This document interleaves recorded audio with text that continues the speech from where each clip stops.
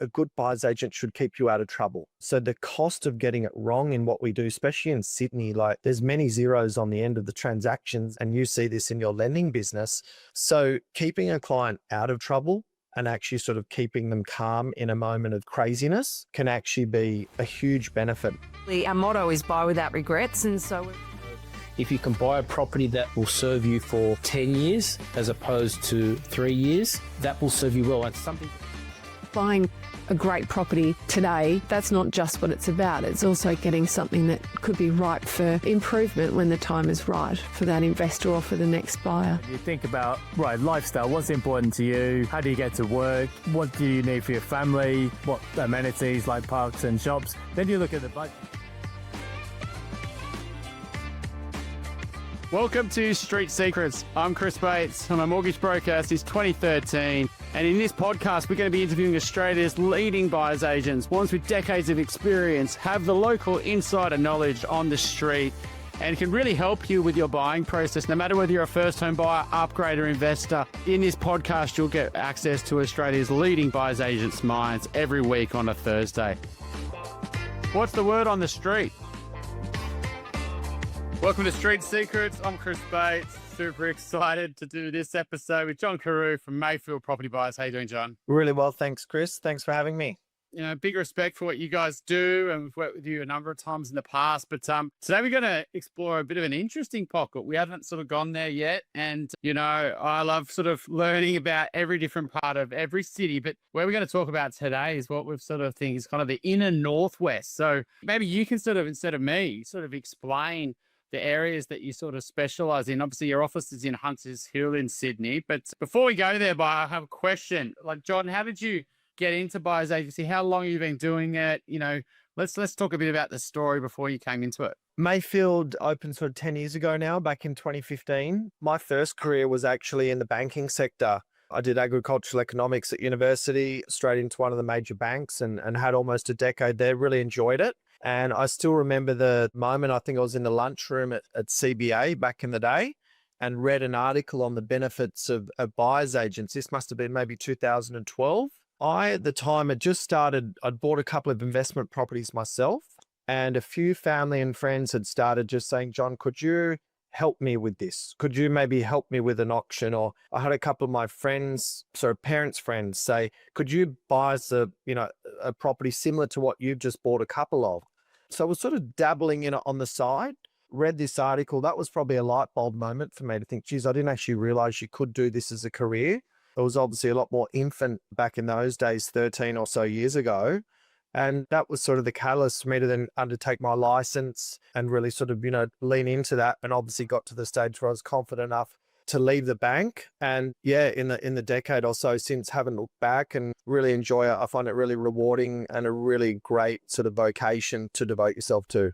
Is it what you thought it was going to be? Like, what were some of the challenges you didn't expect, right? Going banking to, obviously good with numbers, obviously, studied all that sort of stuff. Like, so it's a completely different role though, right? Like, what were some of the challenges you didn't expect? And, how hard is it to sort of learn a new job, I guess? Yeah, I think, changing careers at any stage comes with its challenges. I think with the real estate and buyer's agency from the outside, a lot of people probably don't realize the level of sort of psychology that we have to apply on a day-to-day basis. It's not all glitz and glam and open homes and shiny photography and videos. I think almost a lot of those TV shows do our industry a disservice. Equally, there's some fantastic ones as well, but it's really about sort of from a psychology point of view, trying to get inside the head of your buyer, try and understand what they're really sort of saying, but what are they actually meaning? And what's the sort of immediate sort of problem, that they're trying to solve, but what is likely their longer term, situation going to be, and try and work with them. So I think the psychology side of it, obviously, any business, you've got to attract clients, look after them, do a great job. And that, is harder at the start in terms of the client attraction. But I think anyone starting out, if you've got some key people that back you, that's always a good start. But I think for me, probably that psychology side, I didn't realize how full on that would be. And really, if you can't practice that well, your success as a buyer's agent is going to be very limited. Yeah, I mean, I guess it's getting the right brief together, right, with the clients, and you're constantly searching. You shouldn't have done the work up front. I think that's obviously something you would have got better over the years, right? Really getting to the grasp of what clients want. But I mean, the agent side is also massively psychology based, right? Like it's, understanding their individual personalities, how they like to deal with it, that being a learning curve as well.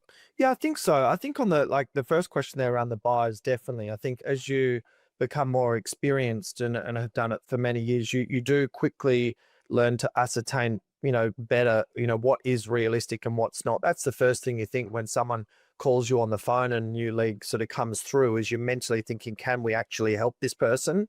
I think though a lot of buyers find it quite refreshing when you are honest and direct and upfront. Now, sometimes that may cost you business. We had an example recently in the Inner West where that buyer had interviewed 3 agents. Now, we were the only buyer's agent that said, based on your current parameters, we actually won't be able to work with you. It's just not realistic. They ended up coming back to us because even though we said their original brief wasn't realistic, we offered them a couple of alternatives that we thought would be good plan Bs, if you like. So I think just sort of learning how to read the play on that, because the last thing you want to do is have a chock-a-block list of buyers you're working with that are completely unrealistic briefs. It's not the right thing by the client. You're obviously asking for an engagement fee, and then you're actually not going to be able to convert them and have them a happy advocate and enjoying their new home and new life. So that's the last thing you want to do. And then in terms of the agents, they're all different. I think agents, they do cop a bit of a bad rap, and no doubt, there's a very small chunk of that industry that probably tars the rest of them, unfortunately. But, there's some fantastic agents out there we get to work with every day that are just awesome human beings and equally very, very good practitioners. And they're the ones you gravitate towards. And that history and tenure is something that, personally you get a benefit out of, but then professionally your clients can leverage a benefit out of that because you are moving the needle ever so slightly in your client's favor, because of, part of what a buyer's agent's fee represents is the quality of their relationships with the agents in your area. Yeah, absolutely. I think you're hitting the nail on the head. As a buyer's agent, you don't want lots of briefs that are unattainable. Basically, you're just burning your time, but most importantly, the client's time, the opportunity cost of, taking your needle in the haystack and, rather than trying to disappoint them with an alternative option, the reality of what they thought they signed up for. And a bit like an agent sort of over promising sometimes on a listing and then battering the vendor down. It's not good, right? No, it's not. And I think equally too, especially in a rising market, that problem gets worse over time. And, with a lot of buyers agents talking to, colleagues across the industry every week, that, most clients are coming to us after some form of a journey. A lot of clients think, we can do it ourselves. It's not till they hit the 3-month, 6-month mark, you're onto the 2nd or 3rd pre-approval for them and saying, hey guys, there might be a better way here. Are you open to having a discussion with a good, reputable local buyer's agent? So most buyers need a certain level of pain first. Other buyers, though, if you've worked with a number of their friends or family or colleagues, they'll come to you earlier on the journey. And that's always a nice thing as well. But yeah, you've just got to be real with people. And I think just if you go and see a doctor or a legal practitioner, you don't just want to hear what you want to hear. You need them to be honest with you, give you the facts and sort of help guide and steer you in the right direction.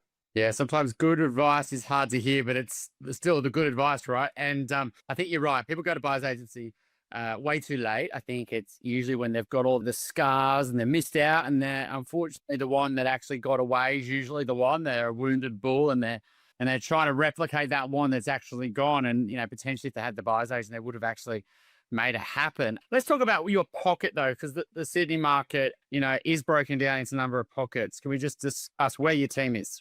Yeah, so as you said earlier, we're based in Hunters Hill. And the reason for that is, well, obviously it is a great area, but the way I describe it to people, Chris, we kind of arc around the harbour. So we sort of buy, all the way through the Inner West, around that Hunters Hill, Gladesville ride, back across the lower North Shore. So virtually everywhere we buy, we can be there within 20 minutes.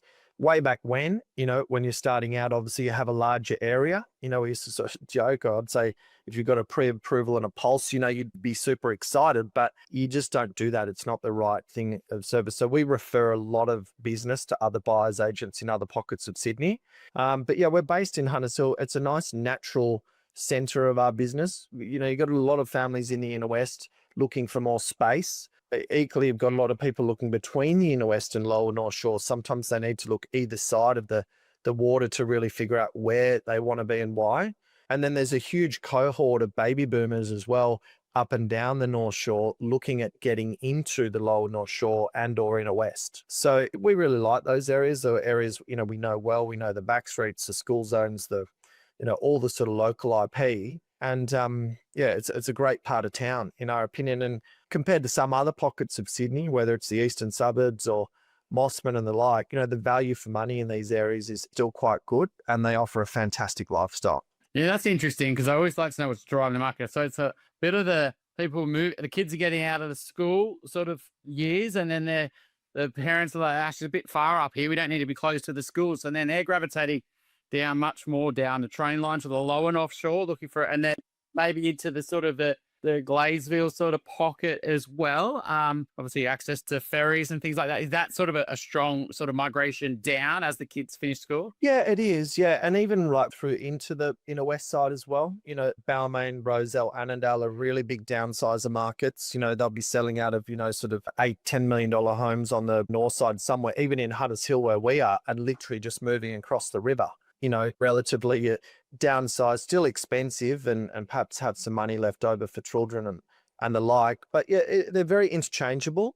And again, areas that sort of all of our team has a very high level of sort of IP in, and really good agent relationships. It's quite a tight area. I mean, it sounds like it's bigger than it is, really. It's not that big, obviously the lower North Shore, and then that sort of Gladesville, sort of Hunters Hill pocket, Longueville, and then you've got down to sort of the inner west. I mean, do you find that you're sort of moving clients, what they originally sign up for, while you might know that could potentially happen, hence why you wouldn't take it on, they're buying something a bit different once they start looking at the market and what's value for money in different pockets? Just because you've got more understanding, you can sort of give them some alternative options, and it's different to what they originally thought. Yeah, quite often where a client ends up is not necessarily where they think they will when they meet us for the first time. And I think part of that's obviously going through the discovery process. We have what we call a discovery meeting with our buyers, for that very reason, just to really sort of understand them, their needs, their family, where their friends are, where are the kids going to school or planning to go to school, all of those sort of reasons. And I think, most buyers, it's juggling between size, how far from the CBD it is, and the quality of the property. And there's no right or wrong answer with that. What might be my personal preference could be different to yours and someone else. And that's fine. I think as a buyer's agent, we're just trying to really get inside their minds and also look forward a little bit. I think some buyers get very caught up in the here and now, but with the benefit of a little bit more life experience and, having had children yourself, and other people in our team have got much older children than mine. So you try and use that life experience and then intellectual property around the market to guide clients in the right direction. As an example, the inner west is bloody fantastic, but what you get for your money now is a lot less than it was 10 years ago, obviously, when I started out doing it. So we call it the inner west migration out to here, Hunters Hill, Gladesville, Lane Cove. What you get for $4 million in Balmain looks very different, in a nice quiet street of Lane Cove or Gladesville. You're on a 700 square meter block. You'll have a pool, like maybe a sort of mid-century sort of bungalow that might have been opened up, etc. And local public school around the corner and some good shops. So that's, quite appealing to some families. Equally, a lot of families just don't want to leave where they are now. The kids are in the local school, they're really entrenched in that community. Maybe they're just shifting one suburb out. It's really about just trying to find the right mix for that family and what's going to work for them over time. But yeah, you're just there to be a sounding board and sort of present alternative options. And we call it a bit of the search filter. You might start a little bit broader, and over time you sort of narrow that down. And the way you do that is by presenting different properties that on paper hit their brief, but from a different perspective. And, if that just firms up their original idea and original plan, fantastic. At least we've stress tested that. But sometimes those, it's not left field, but options perhaps they haven't considered are actually the ones they really warm to and think, shit, I could really see myself living in this area. I love it. Yeah, so it's quite a tight area. Obviously, when you got waterways in there and freeways and trains and, ferry, school zones, like what's some of the common, mistakes you see in the market? Maybe not so much with your clients, but just some of the danger things that you're always like, oh, we don't want to buy in this pocket. That's a real issue in that suburb. Or what are some of the things that, buyers just don't know what they don't know? And you see those sales go through and you think, oh, good, we're going to let that one run through the keeper. Yeah, that's right. Look, I think look, all suburbs in Sydney or no doubt across the country have good pockets and not so good pockets. Obviously there's things, around school zones, proximity to shops, accessibility. Can you get in and out of an area? Or is it just an absolute car park and you go a kilometre in half an hour and you're just cursing yourself every morning and every afternoon? So I think just sort of having that local level of IP, even, housing commission type stuff. I mean, there's housing commission in Hunters Hill. It's all through the inner west and Sydney. And so it should be, quite frankly, but some of the housing commission, not as bad. Other parts you think, oh, maybe let's sort of steer away from this one. So I think having that just local knowledge in terms of just the vibe of the area, the transport, the sort of types of neighbours you're likely to have is really important. And yeah, obviously if it's in a great pocket of the suburb, walking distance to a lot of things, transport around the corner, they're the ones that invariably attract more competition and people will push a bit harder on. Yeah, I do like that you say around the accessibility at different times of the day, right? And often people just look at the map and go, yeah, that's fine. But, it maybe not be fine. You have to do it twice a day or 3 times a day and certain points. It's completely. And the neighbours is a good one as well. I think often people sort of forget about that. It's great. If it's in a property, you might like it, but what your neighbour's going to do? Who are they? What are they? What sort of life do they live? While you can definitely never change, guarantee that things can change, right? But a lot of people sometimes just forget about that, and so how do you sort of think about that when you're assessing a property? Yeah, well, I guess, we always, especially if a client's new to an area, we encourage them, get it coffee, walk around. We'll give them a few recent sales just to sort of familiarize themselves with the area. I think as buyers agents, obviously, yes, we help people buy, but equally, I think important is us helping people stay out of trouble. There's some technical things obviously we do, and like this year alone in Sydney and New South Wales and a number of other buyers agents, including us, have had to deal with all of these zoning changes. Todd and LMR, we had one not all that long ago where, we're just looking at the neighbours surrounding and who owned the property, and we could see that, and this was actually sort of last year before LMR came in and Todd, but we could see that one owner owned 3 of these properties and it was a company, so we knew the writing was on the wall, and that was a property we therefore steered our client away from, even though on paper it looked perfect, lovely street, little old red brickers across the road. We knew what was going to happen, and Todd's obviously just can confirm that now. So I think, yeah, just doing your due diligence, and, it's hard. You can't go and physically interview every neighbour and, ask them about their life history. But if you know the areas you're buying in and you've sort of maybe bought a few properties in that street before and know that those families really love living there, that's a good sign. But again, if something sort of smells not quite right, you just want to investigate it and give the client as much confidence as possible. You can't, as you said, perfectly risk mitigate something 10 to 20 years in the future. None of us can, but if you're sort of going in there with as many facts on the table as possible, the client can make the most, informed decision for them. The Todd's a huge conversation of 2025, but also more importantly, probably next year, to be honest. How are you thinking about it? Where's that changing your briefs and, of places you're going to look to avoid? Well, I guess, yeah, there's larger parts of both, the inner west and the lower North Shore that clients are steering away from, because of that risk. And there's still some level of uncertainty around the Todd and the process people have got to go through. Even in Leichhardt, there's a new proposal now from the inner west government, around that Parramatta Road precinct. But, that's still out for consultation. There's a rough map in place, but again, there's still the devil's in the detail, which is not finalized yet. So I think, again, just knowing those maps where that development's likely to be. Obviously, if you're within 500 metres to a kilometre of a train station, they're the areas, that the government is tending to really sort of focus on and highly likely to look different, in the future, same as Metro. So again, whether it's, the St Leonard's side and parts of, Wollstonecraft, et cetera, on the lower North Shore or back through the inner west. So you've just got to get all that on the table for the client. And if it doesn't feel right or you're concerned about it, you let it go and move on. Yeah. So you've got obviously a number of sort of buyers agents now. Why does that give you a bit of an advantage, do you feel, than just say yourself running the business? Yeah, that's a good question. I think obviously when I first started a decade or so ago and doing it as a solo operator, I thought I was doing a pretty good job, and I'd hope I still was. But I think the bar has increased for buyers agents as the industry has evolved. And I think that's a good thing. If I hear someone having used a buyer's agent, I love nothing more that they had a great experience, they saw value, and they'd do it again in a heartbeat. That's what I want to hear regardless of who someone has used. There is plenty of buyers to go around. So I've got an abundance mentality, but I think the advantage of our team is we do work collectively as a business. We don't take on two briefs that are in competition with each other. And when you're sort of appointing our team, you are getting, multiple sets of eyes, ears, people on the ground, people on the phone to sort of keep a brief running. I think as a one-man operator, it's really, really difficult. For instance, if you're out showing a client a few different properties, who's actually trying to source more properties for that client or other clients? Who's doing the due diligence? Who's liaising with the solicitors? Who's following up that building and pests?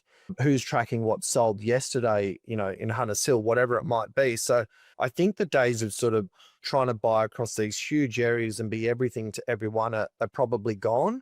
And I think you really do need a good team around you. Even from a negotiation point of view, it's very common in our team, whoever's sort of leading that client journey, the lead BA on that journey, they will socialize that across the team. This is the situation, this is the agent.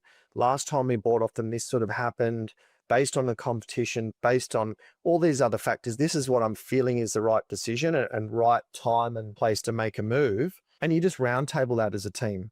It might only be a little small adjustment in strategy, but that can sometimes be the thing that gets that property across the line for the client. It might make no difference at all, but it's just those little things. And I think investing in a team and having sort of, as I said, more sets of eyes and ears and just different perspectives with different backgrounds is really valuable. And I think our clients value that because they see that cohesiveness of a team and actually do have everyone looking after their best interests. Obviously, yeah, I totally agree. I mean, obviously, it's sharing briefs, talking about strategy, you can't talk to yourself in the mirror around what's the best option. But I definitely think and I do think that, you do feel that you can cover more ground, right? I do think the best buyers agents have got a bit of a team around them, whether they're the sole operator and they've got 4 or 5 support or a few support, or they're a group of buyers agents. There's a power in numbers. And I think we're also getting reach to look at more opens and build better relationships with agents. How do you sort of really focus on sort of making sure that's a key part of your value proposition and positioning Mayfield as a real trusted partner? Really good question, actually. I mean, I think, look, certainly across our team, there's people have got a natural lean in and particular local expertise around different pockets, whether or not it's on the inner west side or the lower North Shore side. So that's obviously something we want to see, continue and develop. But I think, in terms of the agents, history and tenure is a big part. Obviously, there's a huge amount of new entrants to the buyer's agent industry, and that's been very well known. And, there's some good things around that from an awareness, but equally there's some probably challenges around that in terms of quality and genuine client care. But I think, if you keep your client's best interests at heart, and, I think with the agents, perhaps in the past, some buyer's agents were overly combative with agents. I don't think that necessarily does their buyers any favor. Obviously our job is to represent our clients sort of with, zero sort of things holding us back, if you like, but getting into sort of fights with agents is not really going to do your cause or your future clients cause any harm. But I think history, tenure, doing what you'll say you'll do.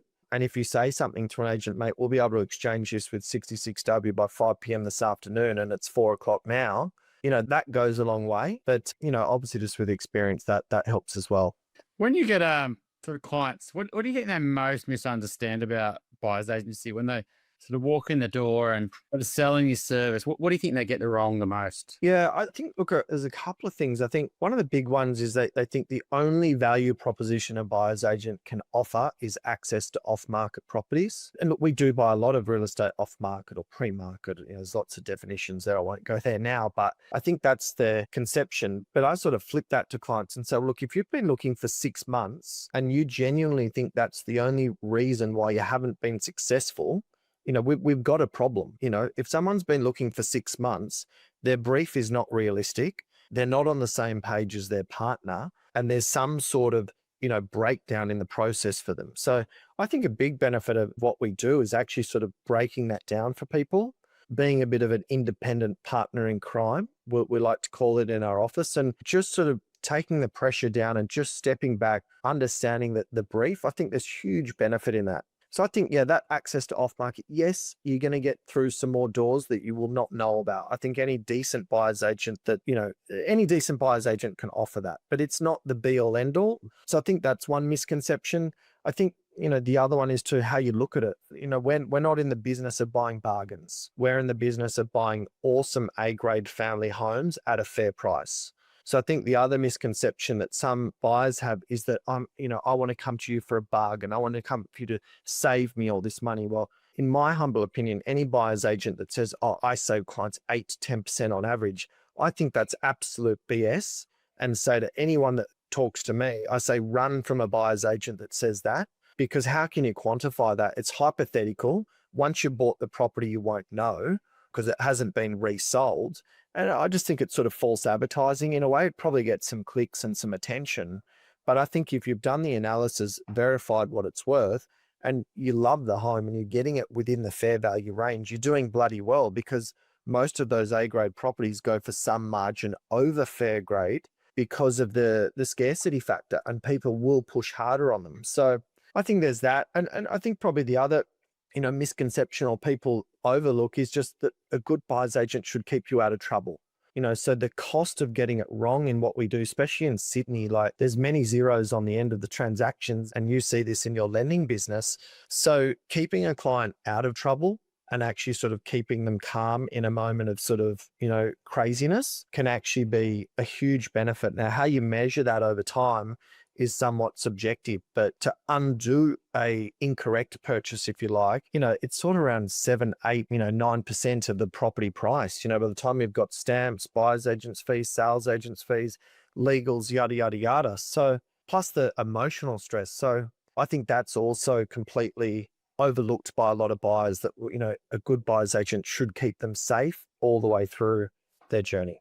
Yeah, absolutely. I mean, all three cracking points. I totally agree on the third one, right? That's when things are quite stressful and you're burnt out and you're looking, your appetite, your ability to make good decisions starts to really reduce every time, and you're starting to act more with the heart than the head. And, before you know it, you go from one frying pan to another. And it's not just the transaction costs, often it's the loss of opportunity and the growth. It's the living in the property with a big mortgage that you don't even love. It's the impact on everything else. And I think it's almost like the insurance policy to stop you making that mistake. Is that some of the intangible? What's some of the other intangible things where clients get to the end of the journey, they're super happy, they're writing their Google review, or they're talking to you on the phone? What are the things that they say that I wasn't expecting that, but that was the game changer for us. That really made a difference. Yeah, look, I think a big part of it is like a lot of potential clients, with us or again, any buyer's agency, they don't know what they don't know. And sometimes you've got to go through that journey to really appreciate what a buyer's agent does. And that's sort of the intangible nature of what we do in a service-based industry. But what's interesting, Chris, when I sort of make anniversary calls to our clients and just check in with them, they're never usually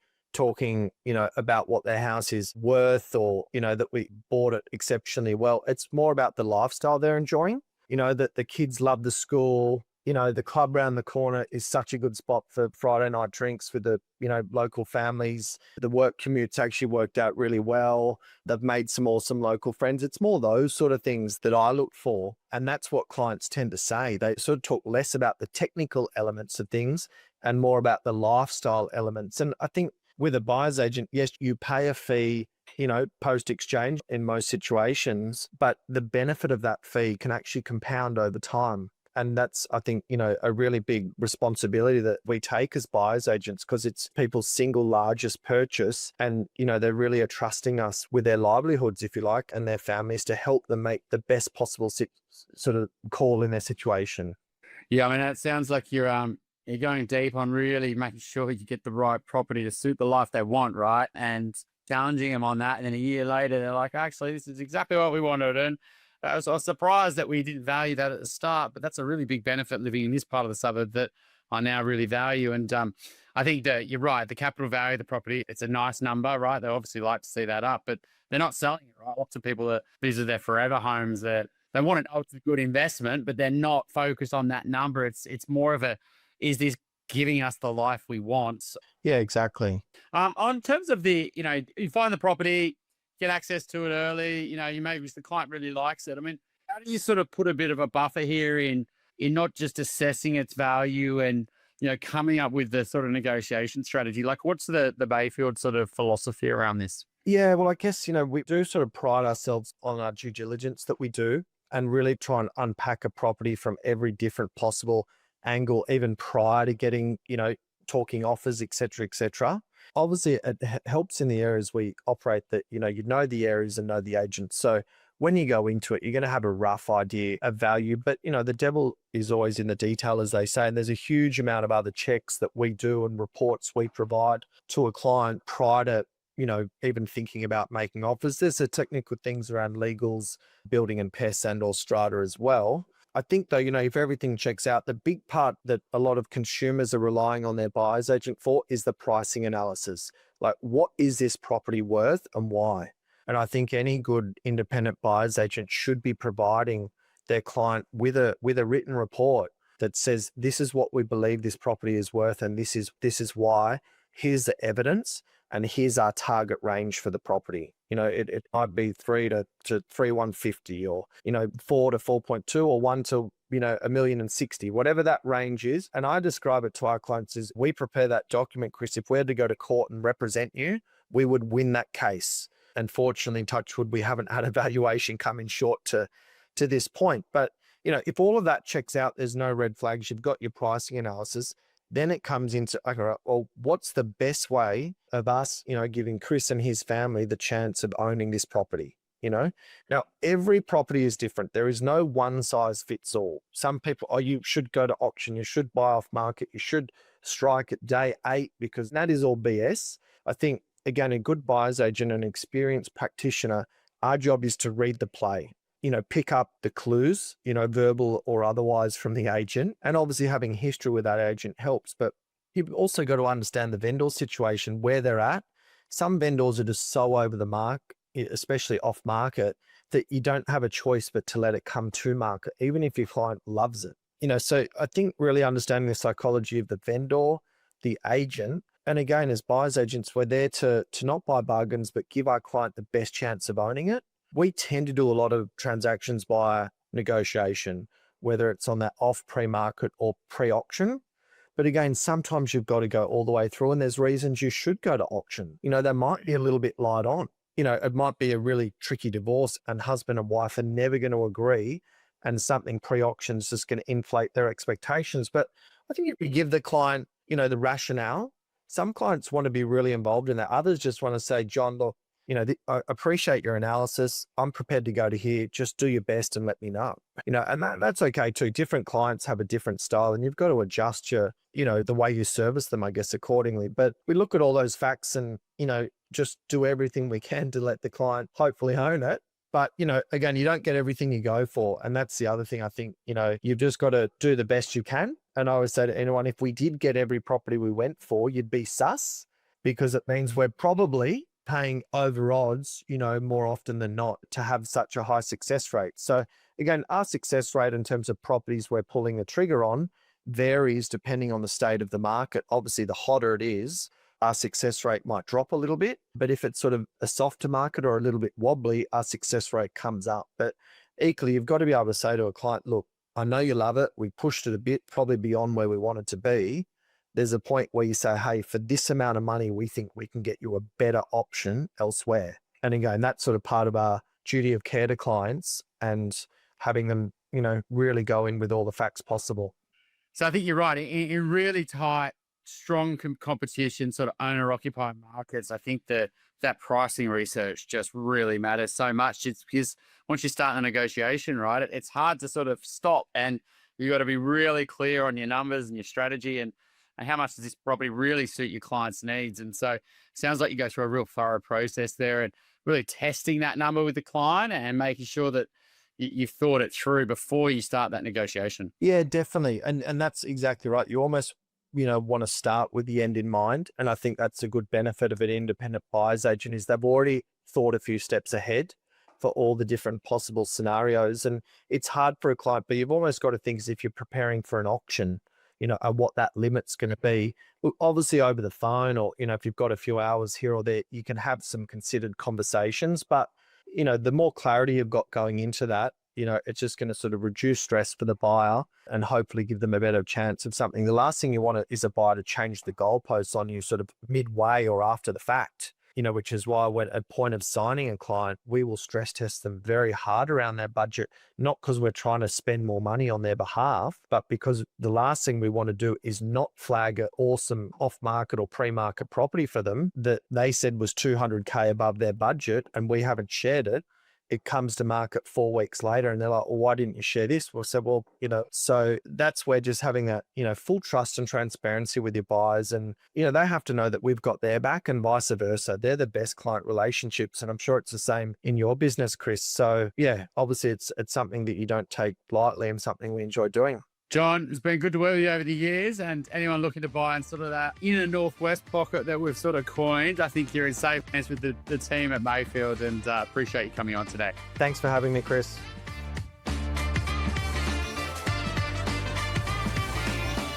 Thanks so much for listening today. We hope you got lots of value out of it. If you'd like to speak to our guest today, there's links in the show notes on how you can get in contact. And if you're buying your first home, upgrading, renovating, we'll need any finance-related queries. Obviously, we'd love to help. There's links in the show notes to us as a mortgage broker, and we look forward to next week's episode.